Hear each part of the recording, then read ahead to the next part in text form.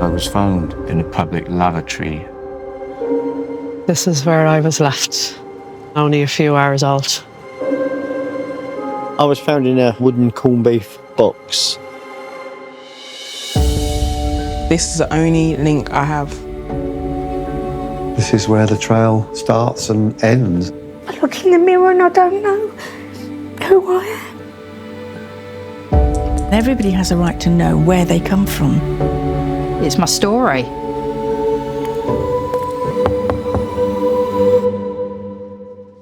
Oh, it's my family. She looked just like me. She does. That's unbelievable.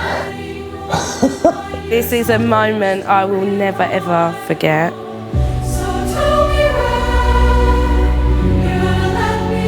This is the series where we find out what happened next. I never had them before. But I've got them now. We just can't believe how much we've discovered. It stirs up a lot of questions. I don't know what I'm going to find out. There's a bigger message than I realised. However we start in life, no one should underestimate us.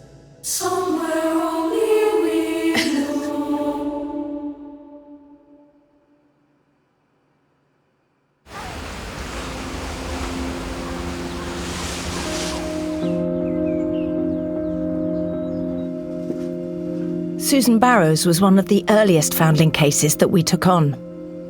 We first told her story in 2024. So strange watching myself back. Loads has changed. At just 1 day old, Susan was found in an East London phone box and had been left with a note. I cannot keep the baby. I have no one to help me, so please take care of her for me. I'm going to try and find her again, even if it means going to jail.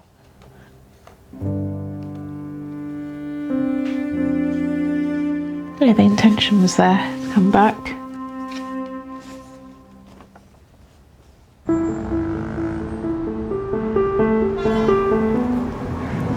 Susan grew up very near to where she was found in East London.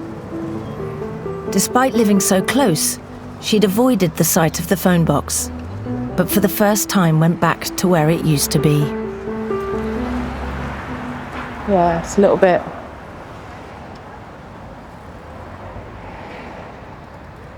weird.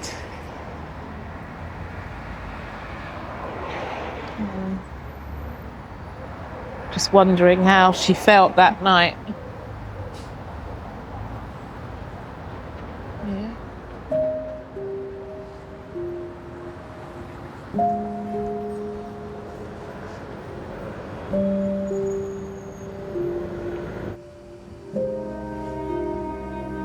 This was the last place that I was with my mother.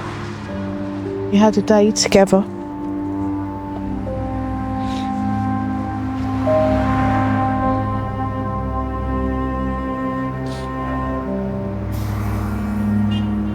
The phone box was a busy location. She wanted me to be found. Susan was found and taken into foster care, and then at 6 months, she was adopted by a couple living in the area. I had a lovely mum and dad, but being raised as an only child, you do miss having somebody to share life's ups and downs with. Susan only began to discover the truth of her story at the age of 12. My mum had a red suitcase where she kept all her important documents. One day when I knew she was going to be out for a while, I went and had a look in the suitcase. Among the papers, Susan found photos she'd never seen before of herself as a baby, and a shocking newspaper cutting. A mystery mother who dumped her baby girl in a London telephone box was told today, come forward or you will lose your baby. That's my face. I didn't even know I was adopted. Just mind blown, like, how is this possible?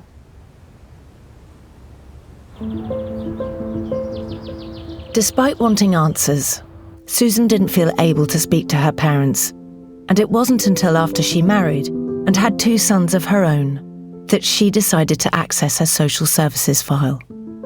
In amongst the documents was a scribbled note revealing a vital miscommunication at the council offices. There was a telephone call from Mrs. Moore from housing. She recalls that weekends before last, there was a telephone message, very distraught sounding woman who was crying, saying, "I want my baby back." That message just sat there. If she'd managed to speak to somebody, things could have been very different.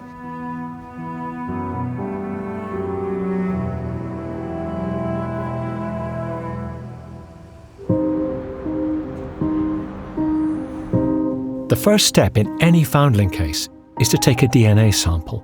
But for 6 years, we were unable to make any progress in Susan's search. We've tested many people. There's never been any really credible DNA links. But now, look at this. Paternal half-sibling, paternal half-brother. Yep. Brian. Amazing news. Does this mean we know who her birth father is? We do. Brian was brought up as an only child by his mum. She was able to give information, and based on that, we were able to trace him. He knew Brian existed. He didn't know about Susan, and I think that's been, an enormous shock to him. And he's still coming to terms with the information. He has quite a large number of other children, but he's involved in their lives. At least we've got one side of the family that we know who they are. Susan has now got a brother. She's got Brian. He was the link that we needed. After 6 years, we finally got answers. Yes.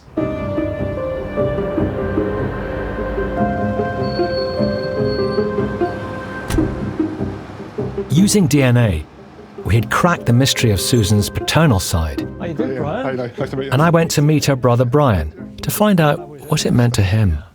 Huge shock, major shock, and then it just turned to excitement. When you find out that she is a foundling, The excitement then turns to sorrow. It just made my heart crumble. when were you born? 1969. Big brother. Big brother. God. Oh dear. Well, tell me about your background growing up. It's been me and my mum the whole of my life. The back of my mind, you always kind of think, I wonder if, my dad's side and what's happening. Did you ask her I never did. about your dad? No. The life I had was good enough for me. But when all this thing came about with Susan, we've had conversations about things that I had no clue about. Do you have a photo? I do. Oh, wow. God. Oh, my God. Wow.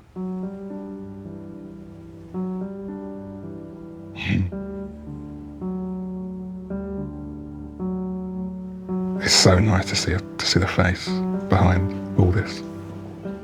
It became real then. Looked a bit wet round the eye. We'll say no, shall we? I might have weeped. A little bit. I just can't wait to see her and give her that first real family hug.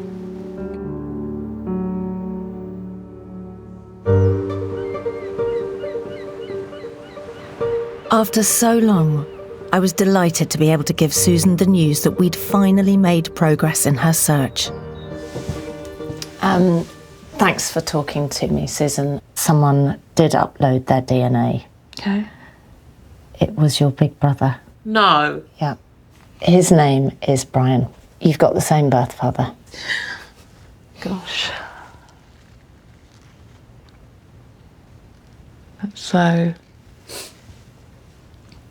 He's so happy to have found you. Oh, has he got kids? Yeah. Oh, so an auntie. Yes. Ain't you just? Oh. It's really nice.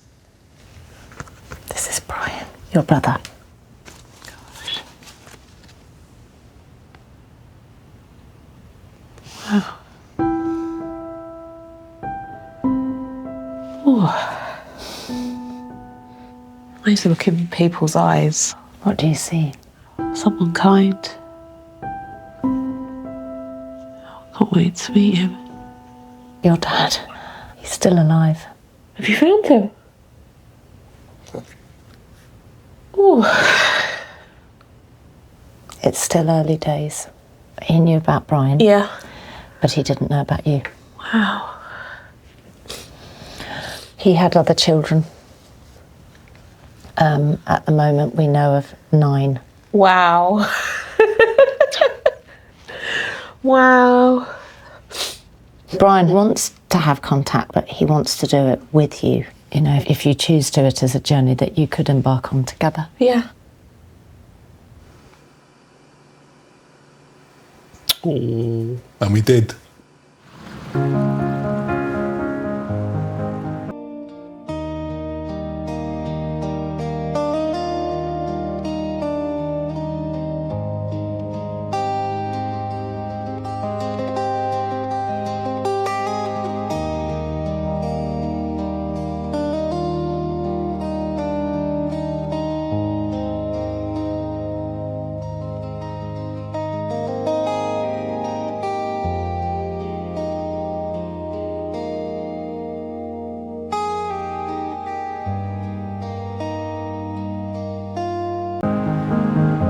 Just 4 days before Christmas, Susan was able to meet her brother for the first time.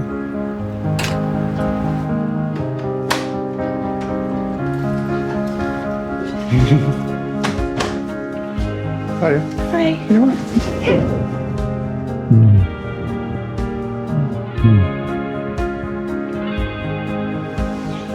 Come sit, come sit. Yeah, my stomach just went then, that the door opened. How are you doing? I'm good. Yeah? Yeah. Yeah, this is nice. Yeah? Oh, wow. Big brother. To say that, even saying that is... Oh my gosh. I've always had this image of having an older brother. I didn't expect to feel like this. I feel like I've known him forever. Strangely, like just so comfortable. I'm going to be there for her and I'll go wherever she needs to go and we'll do it together. Oh, go. Your hug, come on. Bring it in. Oh.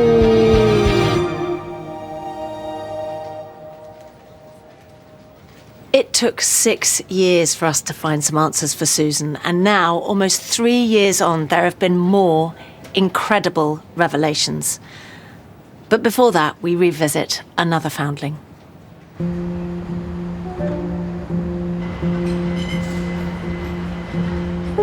Thomas Yeo was found in the waiting room at Reading train station. People witnessed my mother with me. They saw a woman carrying a baby at 3 p.m. Police issued a full description of the woman that said, 25 years, 5'8" to 9 and attractive, wearing a full-length brown coat and a brown hat. She'd bought a ticket to Bristol, but she'd vanished. For the first time, Thomas returned to the place he was found, the waiting room where he'd been tucked under a bench. And I guess it was good that she put me in a place that was sheltered and where I'd be found pretty quickly. This is the only thing I know about the start of my life. Thomas is also described in the initial police report. Aged 2 to 3 weeks, very well nourished and cared for. spare nappy, and a bottle wrapped in a bag. I take from that that, she really did look after me to the best of her ability.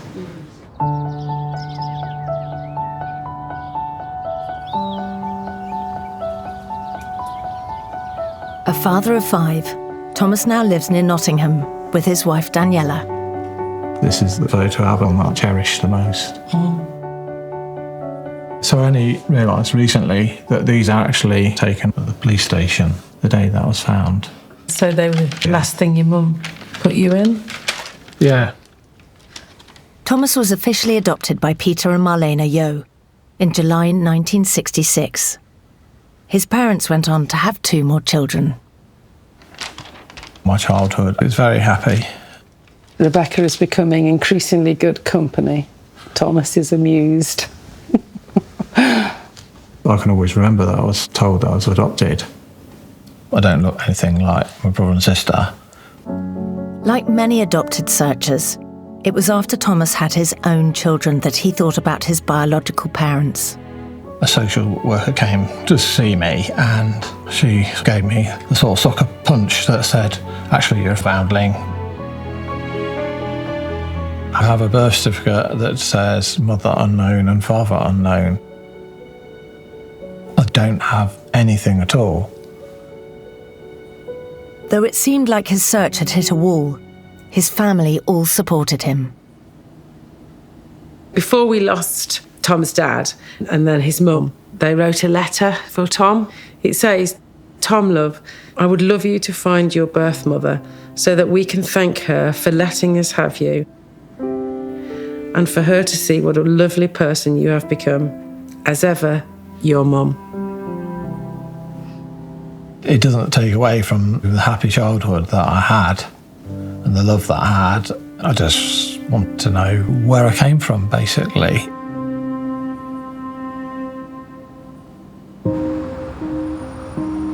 We took on Thomas's case and almost immediately got a DNA match on the database.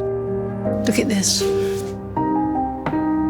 Martina, maternal cousin in Dublin. First cousin. And we thought that we'd cracked it. But when we approached Martina, hoping, of course, that she would give us information about her extended family, she couldn't help us at all. And the reason for that is that she's also a foundling. She is also a foundling? She's a foundling.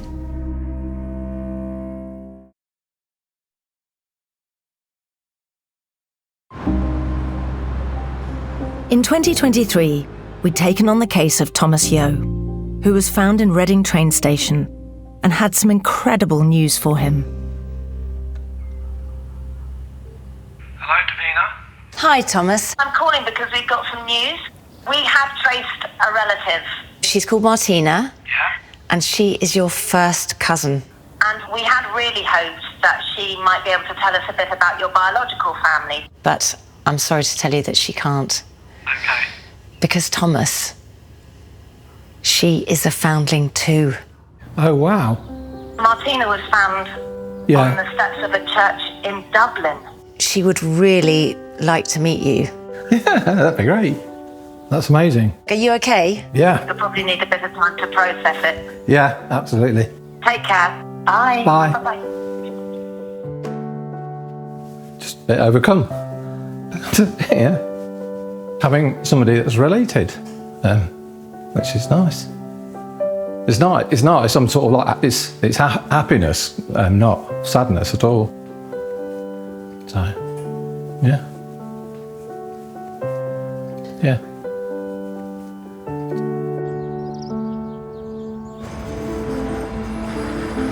Just a few days later, Thomas travelled to Ireland to meet his cousin for the first time. Martina had been left on the steps of a church 2 years after Thomas was born. And before we introduced them, she also knew nothing about her birth family.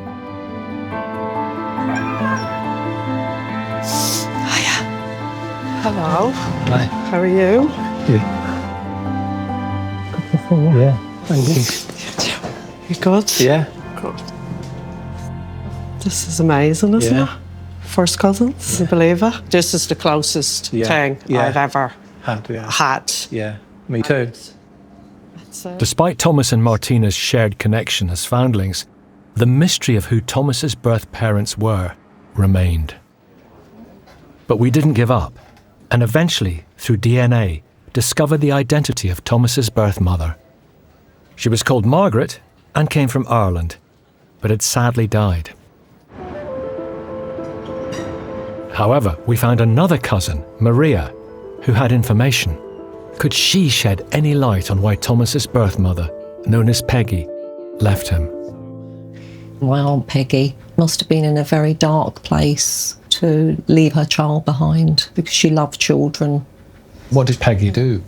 She worked as a nanny in London, looking after somebody else's child. Yeah, she loved children. Maybe there was a fear there that she would lose her job.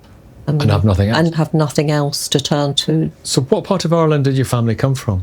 And they came from Leitrim in Carrick and Shannon, in a very tiny, remote home, very insular. There would have been a lot of shame attached to being a single mother, bringing back a child. I've got one picture of Peggy.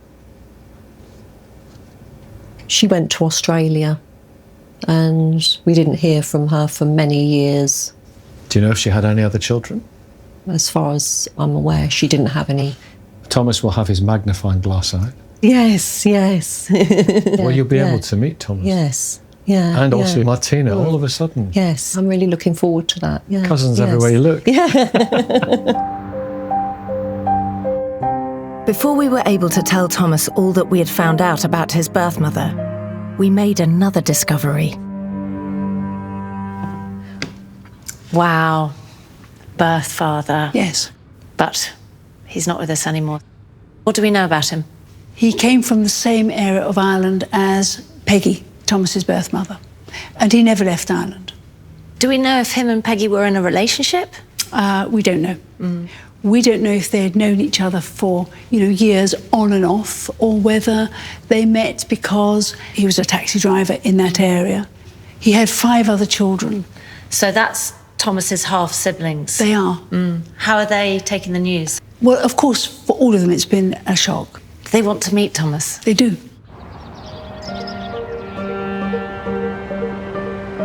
I went to tell Thomas about his new paternal siblings, and also all that we had discovered about his birth mother. I've got her name. Okay. She was called Margaret, but she was known as Peggy. Right. We have found another cousin, Maria. Maria is the one that's been giving us this information. She said that Peggy was a lovely woman and loved kids, and she worked as a nanny. Oh, wow. It must have been terrible for her if she liked children and not being able to keep her own child. That explains why she left me with blankets and spare milk and things like that. So Maria gave us a photo. Oh, wow. This is your birth mother, Peggy.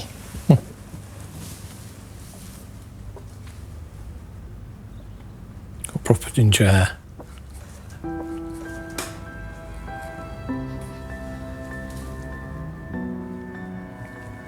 Amazing. I never thought I'd see a photo of her. No, it's nice to see. Was my birth father from London, or was he from Ireland as well? He was from Ireland. Oh, wow. Okay. And stayed there all his life until he died. Yeah. And do they sort of grow up together? Your birth mother and father did grow up in the same area. Yeah. So they may have known each other all their lives. At the time you were born, he had 5 kids. Wow. We have spoken to those children, your half-siblings, and they would like to tell you more about the kind of man that you're... Interested to know more. Well, I've got a photo. I'm not very good at resemblances. I can't wait to see what you think. So this is your birth father. Yeah, probably. I reckon. Yeah. Yeah. Definitely similarities there.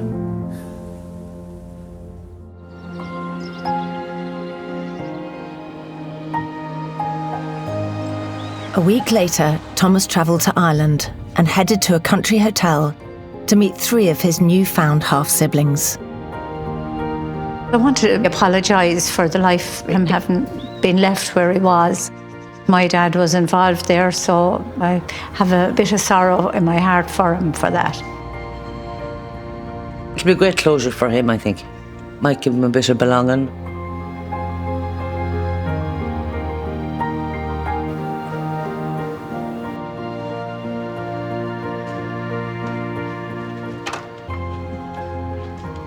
Hi. Hello, Thomas. Good to see you. Yeah, it's good to see you. Hi. How's it going? Yeah. Big morning.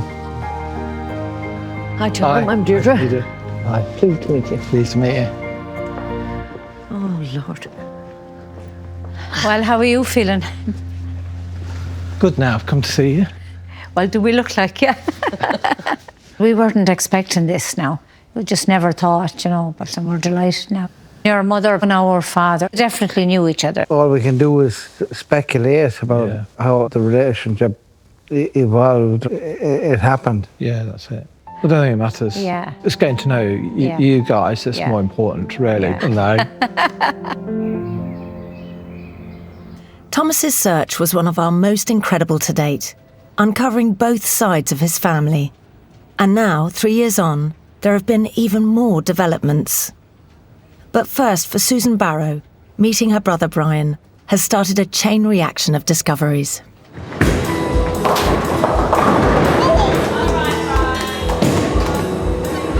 Two and a half years on from meeting, the siblings and their families have become close. Brian is a great big brother to have. I think I've been so lucky and fortunate, and he just oozes niceness. We get on really well. It's a real good fit. It's everything that I wanted and hoped it would be. I still every so often have to pinch myself to remember that you've got a little sister here that you've in your life all this time now and will be in your life forever.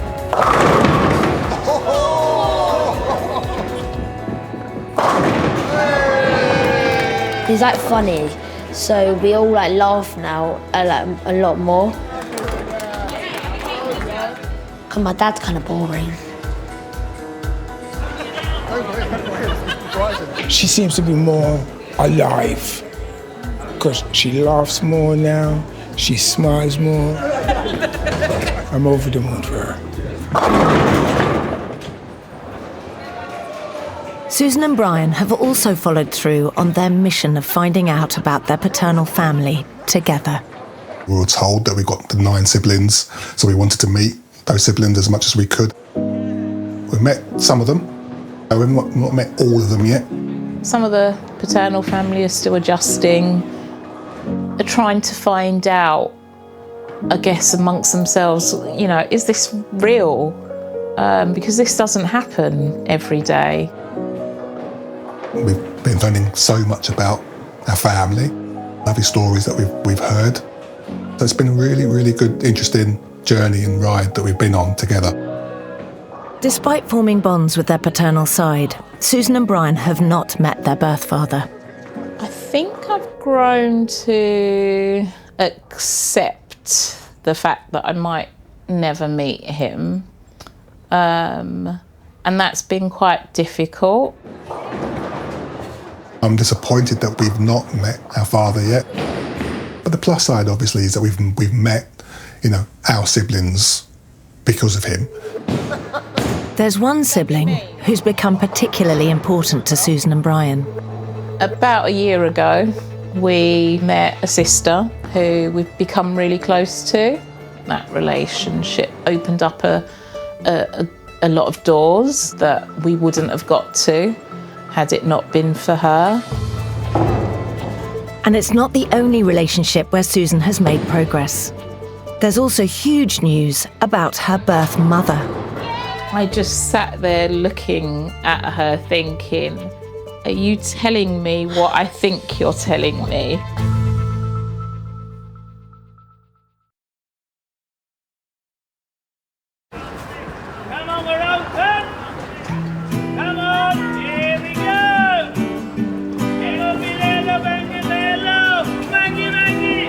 Even though siblings Susan and Brian have met members of their paternal family, it's still a highly sensitive situation. Their birth father is alive. He's not involved in the programme, so we can't identify him either directly or through family members. So while the sister Susan and Brian have become close to is happy to talk to me, we have to ensure she remains anonymous. How you doing? Hiya, nice to meet you. Really nice to meet you. Well, thanks so much for seeing me today. Because you've been so important to Brian and Susan in finding out their paternal side. So what have you been able to tell them? I've managed to enlighten them about siblings, other siblings that I know of. I've told them a bit about my life, growing up with my father. His involvement in my life at a young age, but we no longer have that connection. He's sort of been in and out of your life? He has. And that was fine. I mean, we've got great memories of him, being around him. You can tell them about him at his best? I can. I can tell them stories that will make them laugh. I can tell them stories, my stories, of what we shared together. I had actually seen the programme when it aired with Susan and Brian. Well, hang on a minute. You saw the programme with Brian and Susan? Yeah. So at that time, when I watched it, I just thought, that's where I know that area. That's where I know lots of people. I got goosebumps. Did you? Yeah. So I saw that programme and I thought, okay, I might know them, I might not. And then this letter from long lost family. What a story. And then you met? Yeah, we did. I was a nervous wreck, but we hit it off straight away. Conversations was flowing. We found similarities in each other. What's the relationship like with Brian and Susan now going ahead? It's amazing. I mean, me and Susan speak every day. I've got my sister. And that means so much to me. What a great brother and sister to have. Oh my gosh, yeah. They're two people, and that is going to be in my life from now on, till we part. It's a treasure to keep and hold on forever.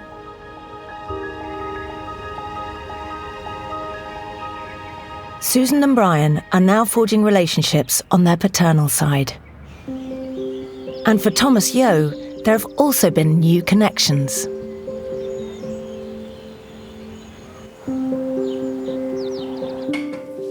I've got these pictures, look. Yeah, my 60th birthday. Everyone's laughing, smiling there. Yeah. Beautiful day. First time they all met. Yeah.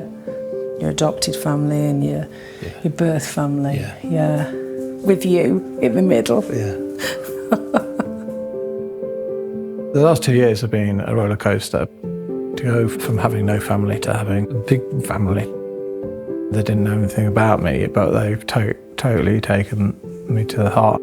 It's amazing that they call me one of them, basically, isn't it? So, yeah, it's nice to be a brother to them. Yeah. Yeah. And it's nice to have a lot of blood relatives now other than my children. Tom's life has changed a lot. We've met so many people. We've been to Ireland and most of his siblings have been over here and spent time with him. Martina, she's been here. His cousin Maria as well. It's been 2 years of exploring relationships. It's nice. It's nice to be able to do that. Thomas grew up with a close adoptive family, and they have also welcomed the new people in his life. This is a pot that was given to me by my sister that I grew up with, Rebecca, for my 60th birthday. She's gathered all the signatures of all the blended family. So these are adopted parents, Melina and Peter. And then next to them is brother and sister I grew up with. That's Martina. All 5 siblings are around this side. And then my birth mother, and then below, the birth father. And she's put all the figures holding hands around the pot to symbolise all the people in my life. I've got many gifts, but this is probably the one that means the most. For Thomas, these new relationships have come as a surprise. I just wanted to know where I came from. I didn't have a lot of expectations. As a foundling, you don't know what is going to be in the mix at all. He used to say to me, I don't need to find family. I don't need more family. I just want to know. But now, he would definitely say it was worth every worry and torment where he is now for having these people in his life. Everybody's just accepted me with open arms. But Thomas's story has had a wider impact than he could ever have imagined. And for Susan Barrow, there was one crucial part of her original quest that remained unanswered. If my birth mother's still alive, I'd just want her to maybe get in contact, or even if she doesn't feel she can, just know that I'm okay. I've had a great life. Thank you for the sacrifice that you made.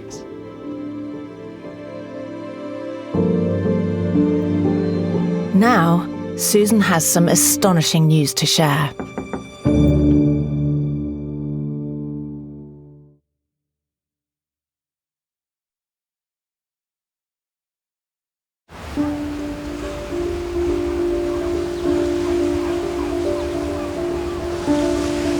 After one of our longest searches, we finally uncovered Susan Barrow's paternal side using DNA.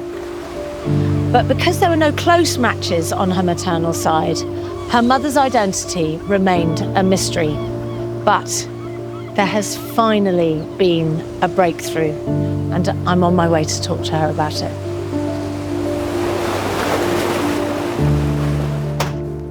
Hi, Susan. Hi, Davina. Come in. Thank you.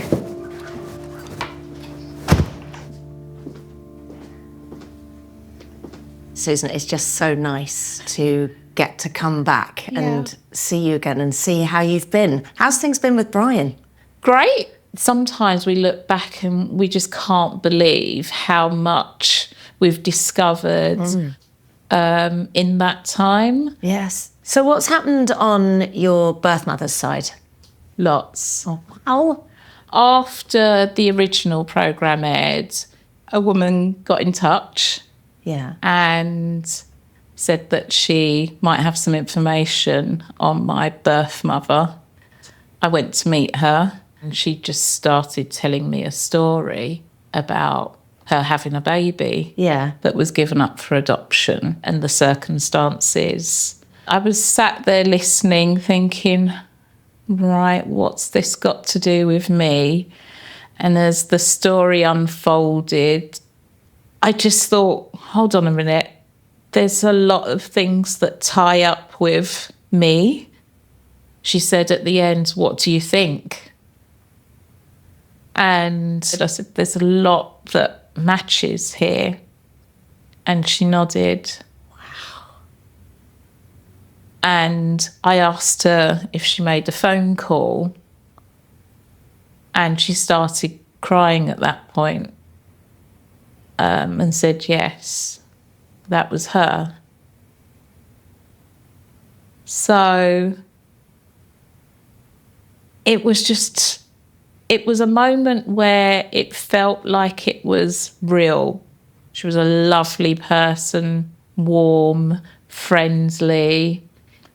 It was almost like there was a connection trying to... Yes, you could feel it. Yeah. Yeah. But there was still some uncertainty.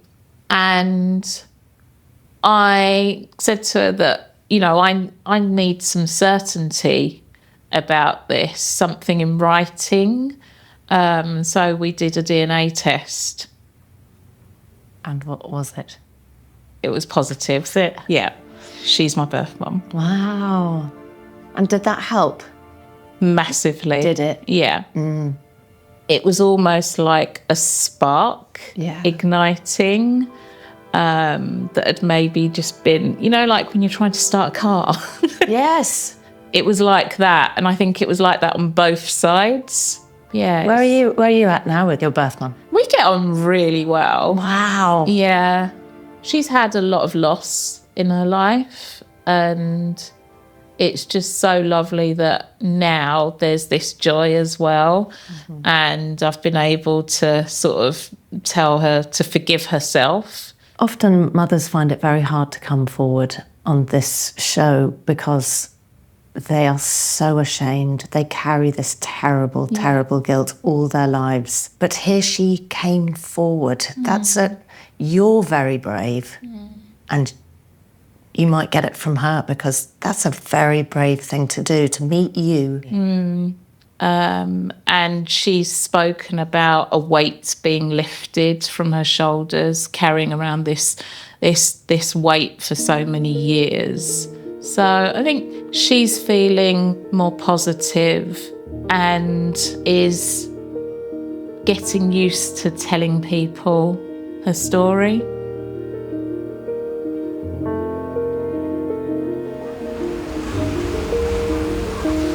"50 years after she was found in an East London telephone box, Susan finally has answers on both sides of her family. As a foundling, you don't ever know where you've come from. You don't get a history, a background, and so you are just unknown. I guess in a way I kind of feel like I've been discovered.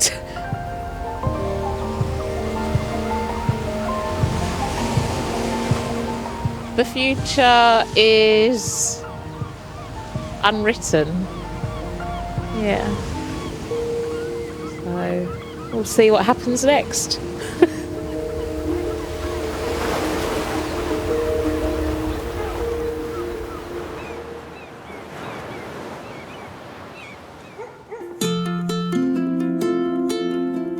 "60 years after Thomas Yeo was left at Reading train station, his amazing story has inspired others.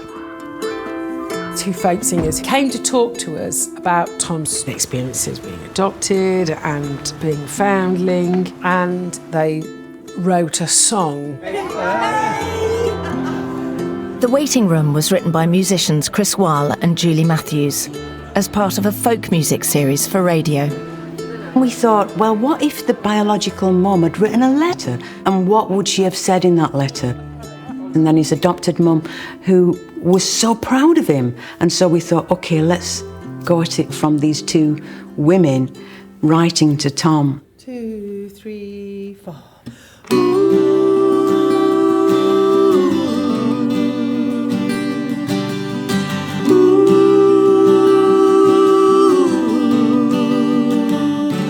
Dear child, I was the one. I gave you life and I loved you. Couldn't keep you for long in a world of judgment and shame. No mercy, only blame. The song is very special to me. Gets to my heart every time they say about birth mother sort of leaving me at the station and then walking out. It's just very emotional.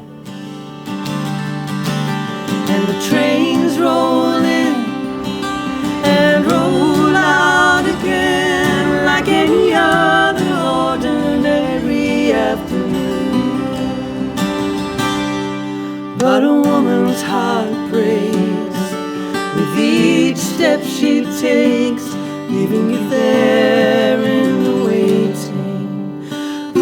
Tom said that listening to the song had made it so that he actually viewed for the first time what his mother had gone through, having to do this, feeling there was no other way. I think they're beautiful singers. They tell it so nicely. They're more upbeat than about my adopted mother bringing me up to the man I am now. Dear child, I was the one. I saw you, I loved you, and raised you as my son.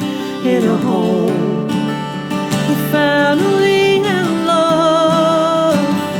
You became the man we're so proud of. I just find it amazing how they've sort of interwoven like the two women in my life. Know that two mothers loved you so. And the trains roll in and roll out again like any other ordinary afternoon. Oh, but a woman's heart breaks with each step she takes, leaving you there in the waiting, leaving you there in the waiting, leaving you there. Wow, that was emotional. Now, it's like a modern-day Romeo and Juliet set in a coastal town in Ireland. Two lovers from feuding families try to keep the romance under wraps. You can enjoy the first episode of this brilliant drama, and if you like it, the rest of the box set is at your fingertips. STV Player presents Red Rock at 11:05.